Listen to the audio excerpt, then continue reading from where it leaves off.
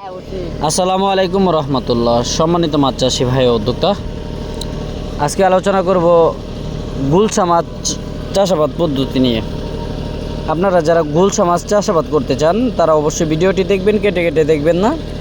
ভিডিওটি ভালো লাগলে চ্যানেলটি অবশ্যই সাবস্ক্রাইব করে রাখবেন, সাথে থেকে বেল আইকনটি ক্লিক করে রাখবেন পরবর্তী ভিডিও নোটিফিকেশন সবার আগে পাওয়ার জন্য।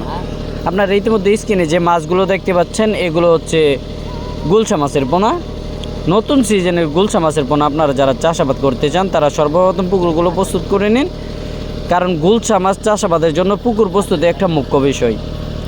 পুকুর এমনভাবে প্রস্তুত করবেন, পুকুরটা সম্ভব হলে সম্পূর্ণ শুকিয়ে ফেলুন, না হলে পুরো পুকুরে ট্যাবলেট বা অন্য কিছু দিয়ে বিষ দিয়ে সম্পূর্ণ মাছ তুলে ফেলুন, মেরে ফেলুন।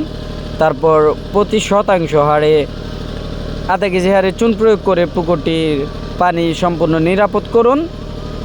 তারপর চাইলে 250 গ্রাম করে টিএসপি এবং ইউরিয়া প্রতি শতকে প্রয়োগ করার পর পানি প্রয়োগ করুন পুকুরে।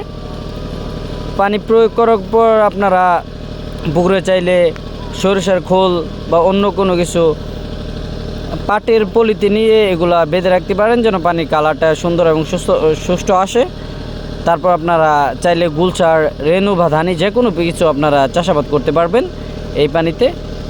তো ইনশাল্লাহ আশা করা যায় যে এই মাছগুলো খুব দ্রুত হারে বৃদ্ধি পাবে, কেননা মাছ বৃদ্ধির ক্ষেত্রে সর্বপ্রথম হচ্ছে পানি যদি ভালো থাকে মাছগুলো ভালো হবে। আপনারা গুলশা মাছের পোনা অর্ডার করতে আমাদের স্ক্রিন দেওয়া নম্বরে যোগাযোগ